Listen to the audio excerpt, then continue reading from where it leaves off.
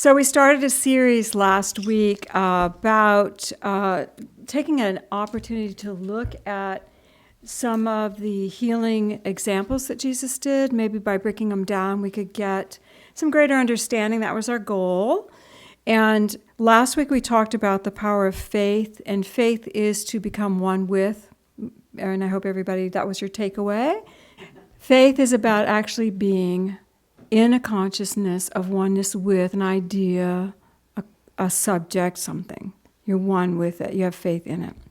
This is about living and taking action. And then we talked about divine intervention, which is God being in the God vibration of love, force, and wisdom. That's divine intervention. Was anybody here? Have you guys been working with this? Okay. All right. So today we're using a story that's pretty common, and I love this story for many reasons. So we're going to start this time with Matthew. This is Matthew 8.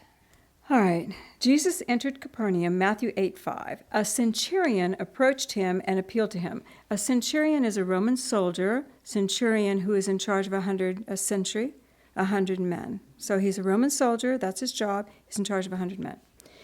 He said, "My Lord, my boy is lying in the house, paralyzed and suffering greatly." So there are many interpretations of my boy. My boy could be his son or it could be a servant, but obviously it's someone he cares about. My boy is suffering greatly, he's paralyzed. Jesus said to him, "I will come and heal him." You guys know the story? Good.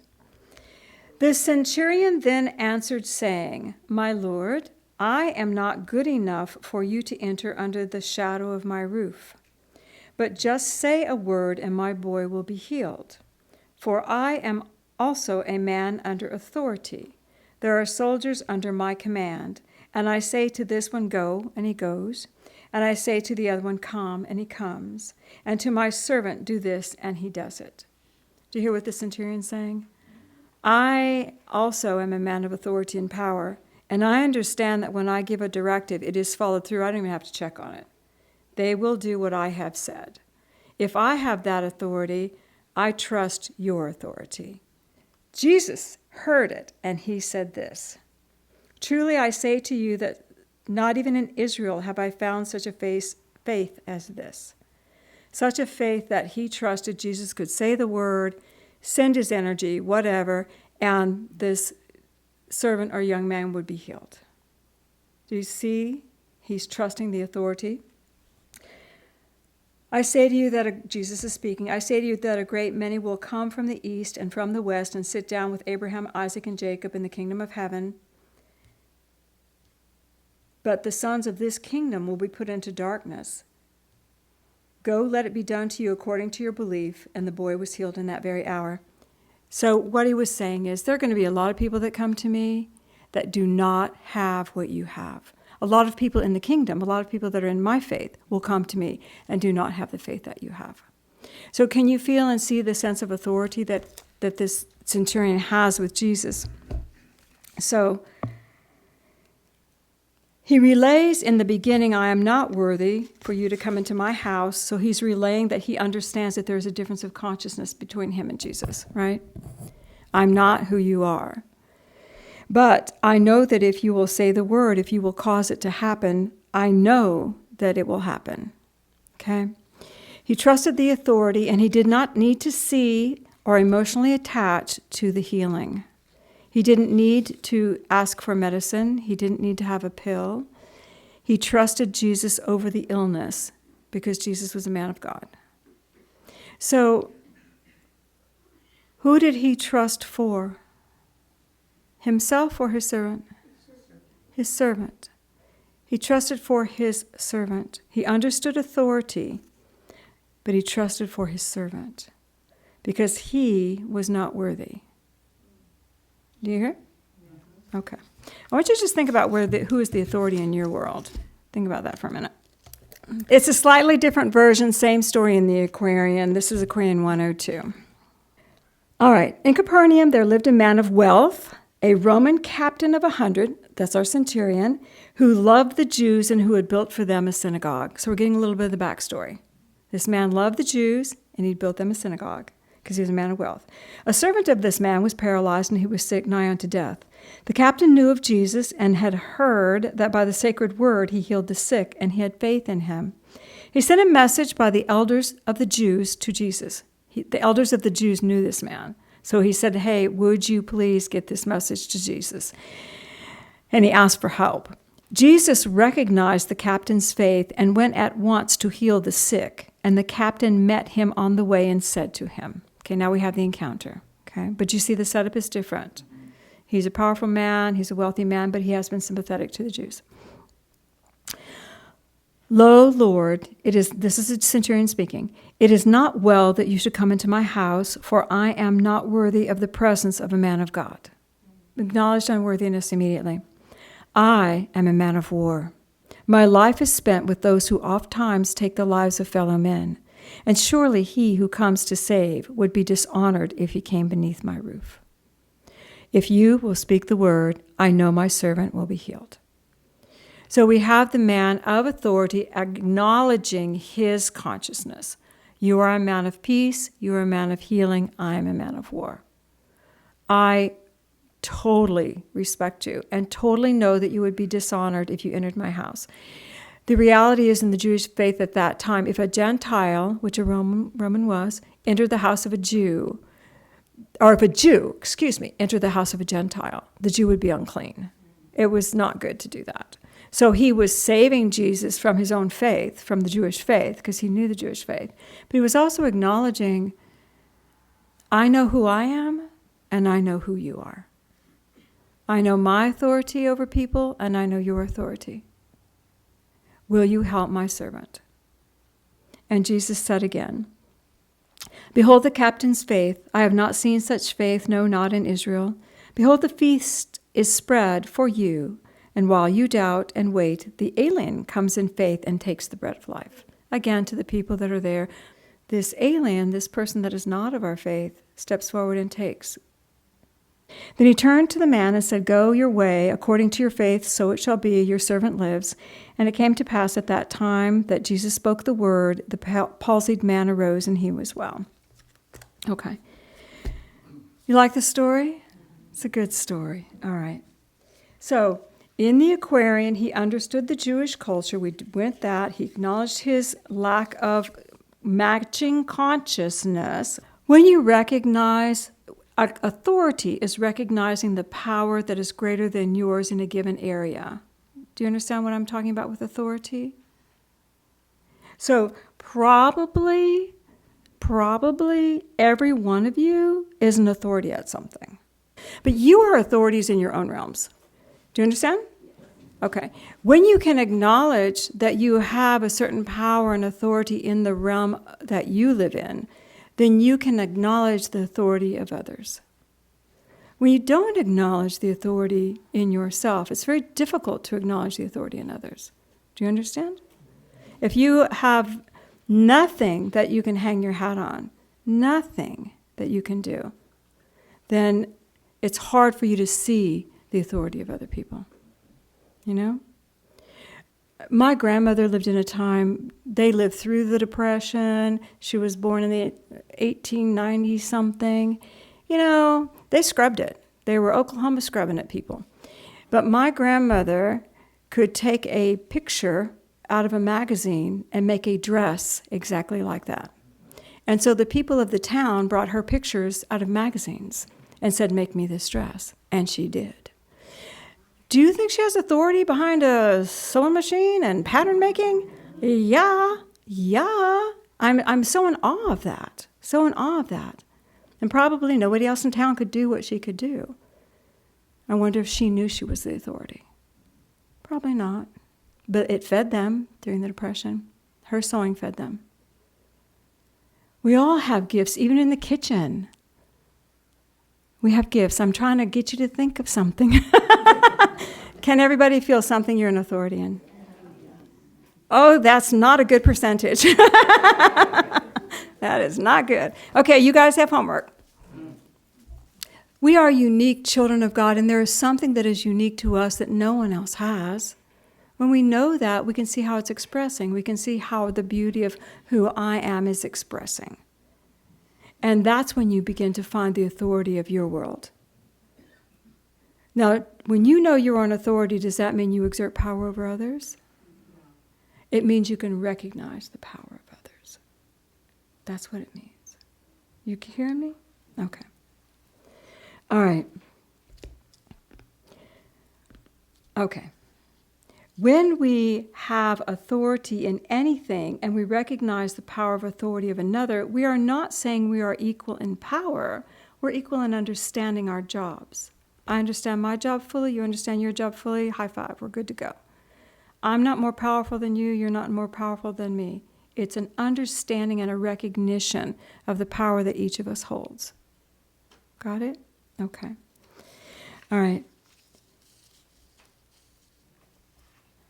You got authority. You need authority. You need authority. You need to know who your authority is in your world right now. You need to know how you are an authority in your world.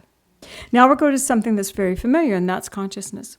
Last week we talked about bridging consciousness. This time we're just going to talk about consciousness. The man could give Jesus the authority, but it was for the healing of someone else. And if he had come to Jesus straight up, or if he had been sick or anything had happened to him, do you think he would have asked Jesus for a healing?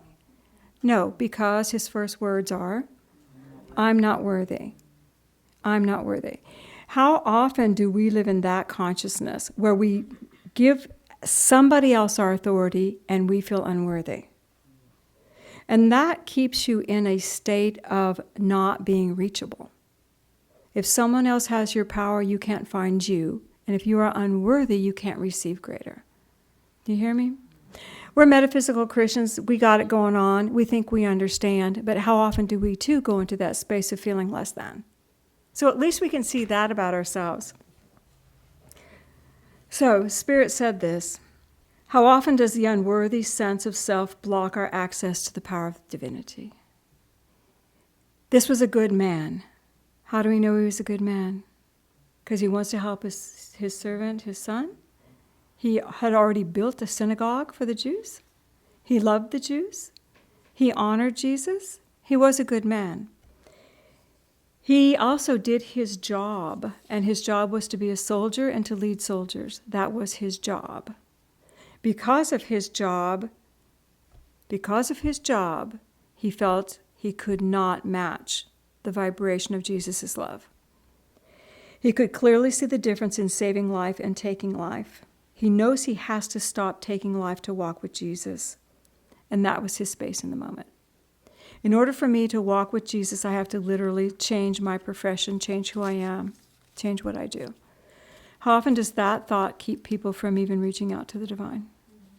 I am unworthy. I've judged myself as less than for all the rules that people have given me about myself. And therefore, I cannot take that next step forward.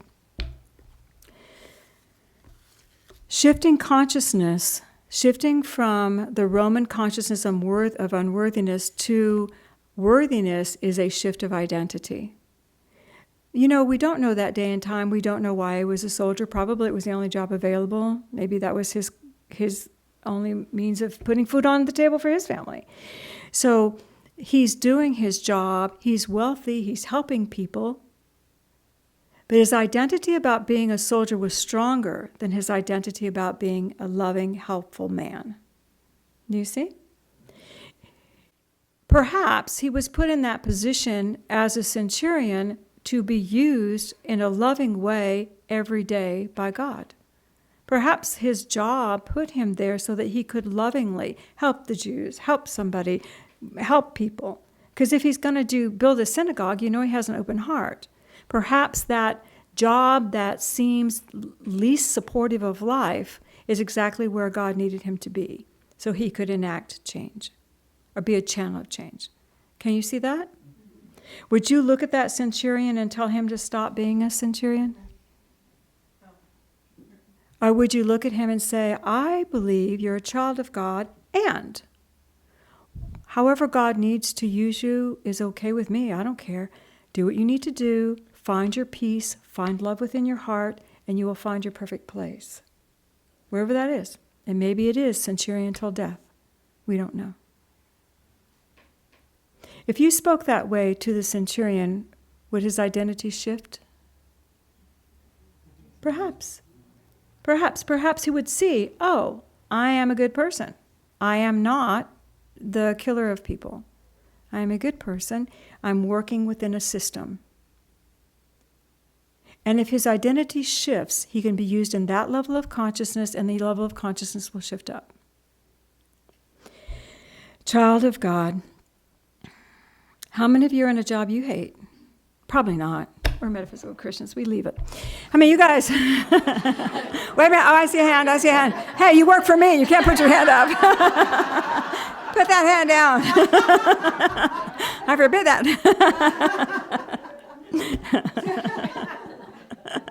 No, but in Cyberland, and most of us have been in jobs we did not like, that we did not appreciate, they were not fun for us, and they gave us an identity that did not make us feel good about ourselves.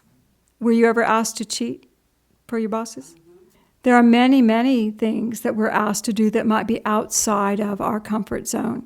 I worked for a boss one time. His wife was on one line, his girlfriend was on the other, and the new girlfriend was on the third. What do you say? What do you say? What do you say? You learn to speak honestly because you do not want to lie. But you learn to speak honestly in a way that is truth without revealing. Because your job is to protect him. Do you understand? Staying in higher consciousness without attaching to what's going on. Not judging, just until that your higher consciousness takes you to something greater. And it will. When your identity shifts about who you are, then your sense of unworthiness opens, and the ability to connect with your authority, your self-authority, opens, expands. And then wherever you need to be, you will be taken. And maybe you need to stay there, maybe you don't need to stay there. This is not unusual for us to hear, but when we think about healing, the context of healing, to heal, our identity needs to be able to receive the divine.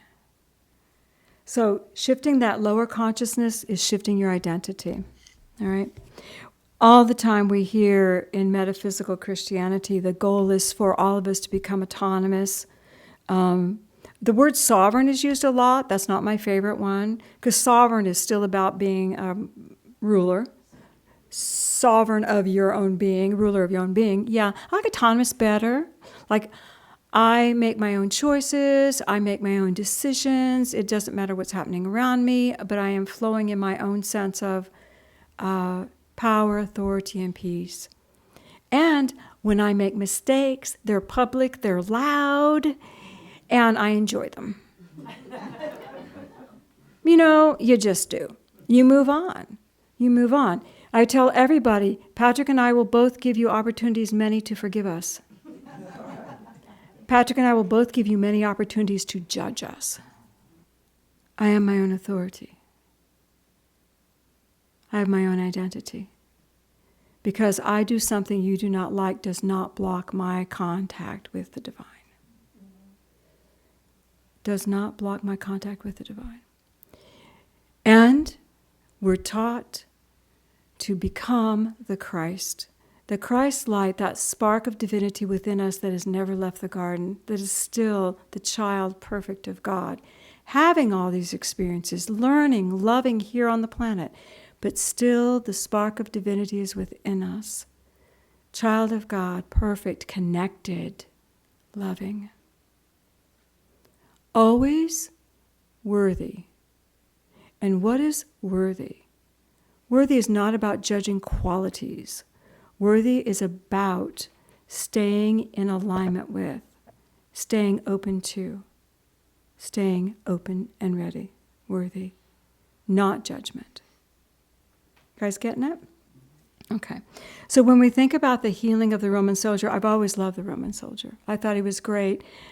I thought he probably finished his life doing good deeds, and he probably finished his life being a soldier the whole time. And then he incarnated next time and did something else. Maybe he was a healer next time because he took life that time. Maybe that would have been his nice balance, But he had a great heart and he loved God. And I guarantee you, somewhere in the story of Jesus Christ, because he was in Capernaum, Somewhere in the story of Jesus Christ, that man was placed in a story we do not know to help. To help either the followers of Jesus or to help in some situation. He was an asset to the movement in the position he was in. Pretty powerful, huh? And I know his identity would have eventually shifted to child of God. Jesus didn't care about his identity. I don't care that you think you're unworthy. You've come and you've asked. You came, you asked. Yes. You came, you asked. You think I have the authority? Yes. The man could have been asking for prayers for himself. Yes, you've got it. What do you want? You got it. Because you came and you asked. The love of the divine supersedes your own consciousness.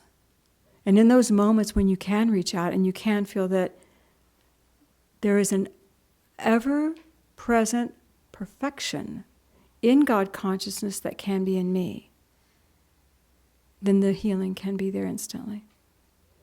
Make sense? Okay, your takeaway today is the 2 points. Authority. So who is your authority? Who tells you what you can do? We all have some outer power that we bounce our ideas or concepts through. And that's fine because we want to work in harmony and cooperation. But ultimately, we have to be the one that is totally aligned, content, and true to every choice we make. That this is from within me. I heard you, I heard you, I heard you, heard you. This is from within me. This is where I stand in this scenario. If I can do that, then the authority of my life becomes mine. And if I am child of God, then the authority in my life is God's. I choose, I think, I turn within what is the highest and best for me, and I move forward. So it starts with the little. You have to be willing to think yourself, then turn it over to God. Then God is the authority. All right, so takeaway. Authority and consciousness. Worthiness. And how do you shift into a higher consciousness? Change your identity. Your identity governs your consciousness. Change your identity. Be something different. Change something. Doesn't matter. Okay, let's take this in. So put your feet on the floor. Father, Mother God, we ask that your light just engulf everyone here in this room. And I ask that that beautiful energy of Mother God, that omniscience, that beautiful wisdom just pour through us now.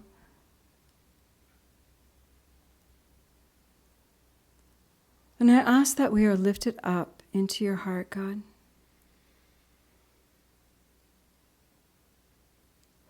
And I would invite you just to feel that you are held in a beautiful light. Feel that you are safe in the heart of God.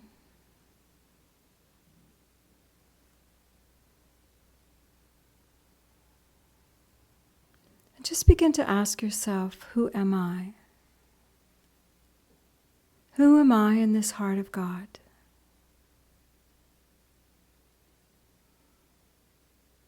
You may feel a feeling, you may hear words.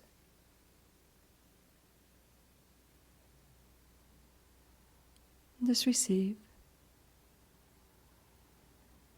And now feel that beautiful light of Jesus Christ step forward and just feel his presence and love.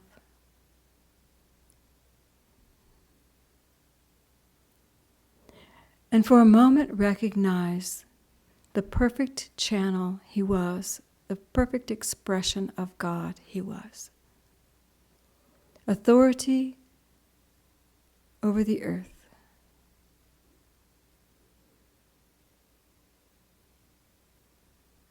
And just take his hand.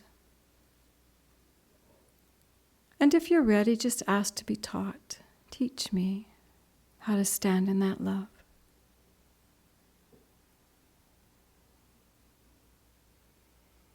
Teach me.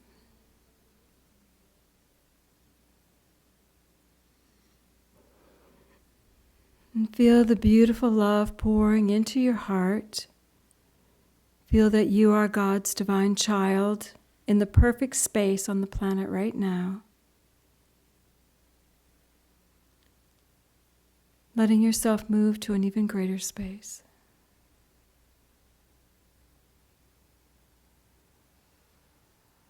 And feel that you are ready.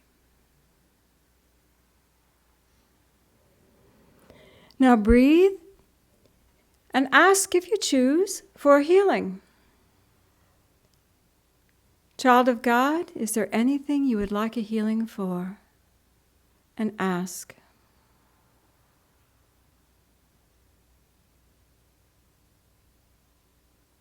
And we thank you, God. And just feel as Jesus begins to bring you back to your chair. Feel your feet on the floor. And feel that you are loved. And Father, Mother God, bless all who are here, who hear these words. And let us truly begin to connect with that divine I am. And we are your children, and I thank you. And so it is. Okay, simple, right? Your homework is just to begin to think about how you make decisions, what you reference in your mind. When you're not feeling worthy, where is your identity? And try to find that spark within you once again and bring it forward, even if it's just for a moment. And let yourself express it, no matter who's there. Say, yay, God.